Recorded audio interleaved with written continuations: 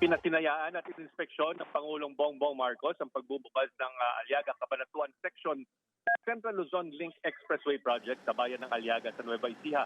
Ang 9.5-kilometer segment ng expressway ay bahagi ng mas malawak na 29.2-kilometer road link na nagdurugtong ng Tarlac exit ng Tiplex at Cabanatuan City. Ayon sa Pangulo, 20 minuto na lang ang biyahe sa halip na 1.5 hours na dating biyahe mula Tarlac exit papuntang Cabanatuan gamit ang MacArthur Highway. Malaking bagay daw sa kasalukuyang panahon ang pagbawas ng oras ng biyahe dahil bawas din ang konsumo ng fuel. Mababawasan din daw ang transport cost ng bigas mula Nueva Ecija na isang major producer ng palay sa bansa.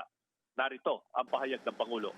Basta't bumilis ang biyahe, nababawasan ang bayad sa konsumo at yung produkto na dinadala ng ating mga truck ay hindi tataas ang presyo. Kaya yan ang malaking epekto dito.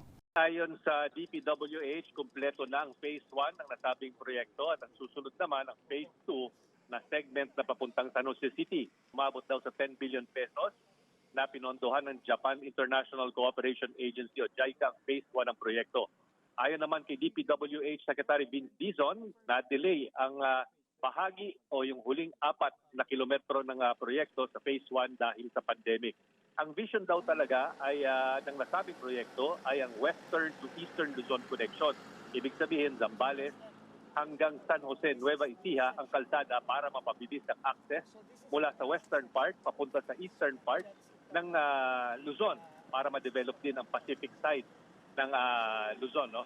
Libre ang paggamit ng SILEX na ngayon habang naghahanap pa ang DPWH ng contractor para mag-maintain at mag-operate nitong nasabing bagong bukas na kalsada.